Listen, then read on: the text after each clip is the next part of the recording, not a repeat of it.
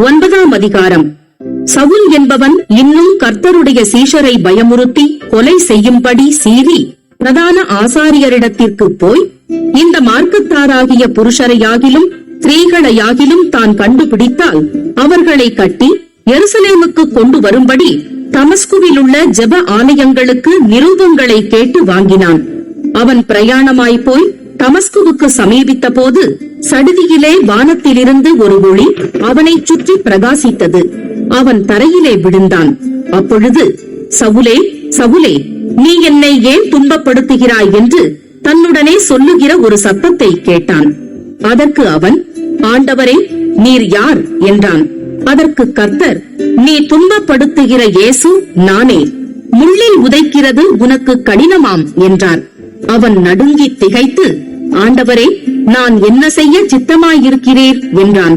அதற்கு கர்த்தர், நீ எழுந்து பட்டணத்துக்குள்ளே போ, நீ செய்ய வேண்டியது அங்கே உனக்கு சொல்லப்படும் என்றார்.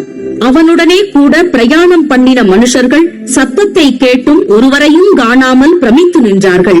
சவுல் தரையிலிருந்தெழுந்து தன் கண்களை திறந்த போது ஒருவரையும் காணவில்லை. அப்பொழுது கைலாகு கொடுத்து அவனை தமஸ்குவுக்கு கூட்டிக் கொண்டு போனார்கள்.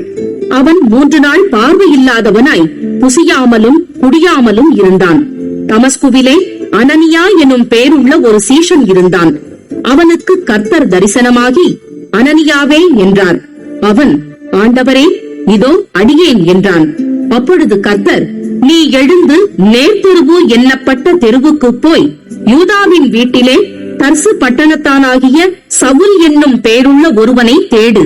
அவன் இப்பொழுது ஜெபம் பண்ணுகிறான்.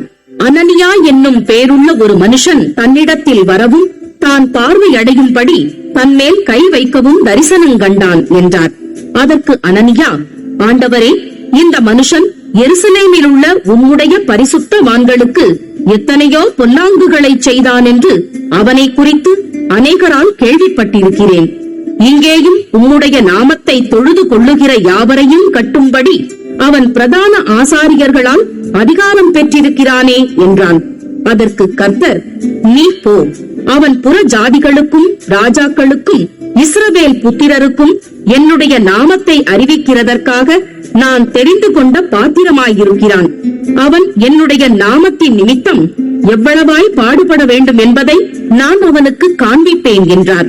அப்பொழுது அனனியா போய் வீட்டுக்குள் பிரவேசித்து அவன் மேல் கையை வைத்து, சகோதரனாகிய சவுலே, நீ வந்த வழியிலே உனக்கு தரிசனமான இயேசுவாகிய கர்த்தர் நீ பார்வையடையும் படிக்கும் பரிசுத்த ஆவியினாலே நிரப்பப்படும் படிக்கும் என்னை அனுப்பினார் என்றான்.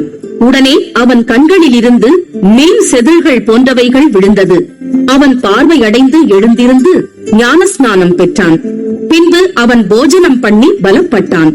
சவுல் தமஸ்குவில் உள்ள சீஷருடனே சில நாள் இருந்து தாமதமின்றி கிறிஸ்து தேவனுடைய குமாரன் என்று ஆலயங்களிலே பிரசங்கித்தான்.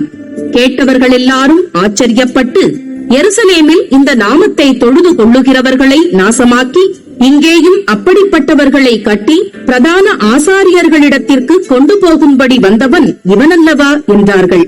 சவுல் அதிகமாக திடன் கொண்டு இவரே கிறிஸ்துவென்று திருஷ்டாந்தப்படுத்தி தமஸ்குவில் குடியிருக்கிற யூதர்களை கலங்க பண்ணினான். அநேக நாள் சென்ற பின்பு யூதர்கள் அவனை கொலை செய்யும்படி ஆலோசனை பண்ணினார்கள். அவர்களுடைய யோசனை சவுலுக்கு தெரிய வந்தது. அவனை கொலை செய்யும்படி அவர்கள் இரவும் பகலும் கோட்டை வாசல்களை காத்துக் கொண்டிருந்தார்கள். சீஷர்கள் ராத்திரியிலே அவனை கூட்டிக் கொண்டு போய் ஒரு கூடையிலே வைத்து மதில் வழியாய் இறக்கிவிட்டார்கள். சவுல் எருசலேமுக்கு வந்து சீஷருடனே சேர்ந்து கொள்ள பார்த்தான்.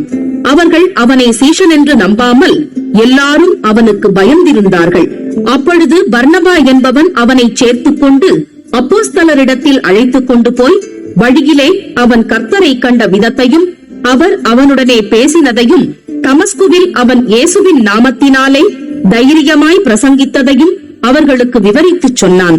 அதன் பின்பு அவன் எருசலேமிலே அவர்களிடத்தில் போக்கும் வரத்துமாயிருந்து கர்த்தராகிய இயேசுவின் நாமத்தினாலே தைரியமாய் பிரசங்கித்து கிரேக்கருடனே பேசி தர்க்கித்தான்.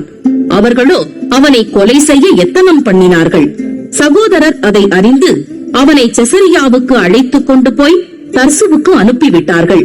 அப்பொழுது யூதேயா, கலிலேயா, சமாரியா நாடுகளிலெங்கும் சபைகள் சமாதானம் பெற்று பக்தி விருத்தியடைந்து கர்த்தருக்கு பயப்படுகிற பயத்தோடும் பரிசுத்த ஆவியின் ஆறுதலோடும் நடந்து பெருகின. பேதுரு போய் எல்லாரையும் சந்தித்து வருகையில் அவன் லித்தா ஊரிலே குடியிருக்கிற பரிசுத்தவான்களிடத்திற்கும் போனான். அங்கே 8 வருஷமாய் கட்டிலின் மேல் திமிர்வாதம் உள்ளவனாய் கிடந்த ஐனேயா எனும் பேருள்ள ஒரு மனுஷனை கண்டான். பேதுரு அவனை பார்த்து, ஐனேயாவே, இயேசு கிறிஸ்து உன்னை குணமாக்குகிறார். நீ எழுந்து உன் படுக்கையை நீயே போட்டுக்கொள் என்றான். உடனே அவன் எழுந்திருந்தான். லித்தாவிலும் சாரோனிலும் குடியிருந்தவர்கள் எல்லாரும் அவனைக் கண்டு கர்த்தரிடத்தில் திரும்பினார்கள். யோப்பா பட்டணத்தில் கிரேக்கு பாஷையிலே தொற்காள் என்று அர்த்தம் கொள்ளும் தபீத்தாள் என்னும் பெயருடைய ஒரு சீஷி இருந்தாள். அவள் நற்கிரியைகளையும் தர்மங்களையும் மிகுதியாய் செய்து கொண்டு வந்தாள். அந்நாட்களில் அவள் வியாதிப்பட்டு மரணமடைந்தாள். அவளை குளிப்பாட்டி மேல் வீட்டிலே கிடத்தி வைத்தார்கள். யோப்பா பட்டணம் லித்தா ஊருக்கு சமீபமான படியினாலே பேதுரு அவ்விடத்தில் இருக்கிறான் என்று சீஷர்கள் கேள்விப்பட்டு தாமதமில்லாமல் தங்களிடத்தில் வரவேண்டுமென்று சொல்லும்படி 2 மனுஷரை அவனிடத்திற்கு அனுப்பினார்கள். பேதுரு எழுந்து அவர்களுடனே கூட போனான். அவன் போய் சேர்ந்த பொழுது அவர்கள் அவனை மேல் வீட்டுக்கு அழைத்துக் கொண்டு போனார்கள். அப்பொழுது விதவைகள் எல்லாரும் அழுது தொற்காள் தங்களுடனே கூட இருக்கையில் செய்திருந்த அங்கிகளையும் பத்திரங்களையும் காண்பித்து அவனை சூழ்ந்து நின்றார்கள். பேதுரு எல்லாரையும் வெளியே போகச் செய்து முழங்கார் படியிட்டு ஜெபம் பண்ணி பிரேதத்தின் புறமாய் திரும்பி, தபீத்தாளே, எழுந்திரு என்றான்.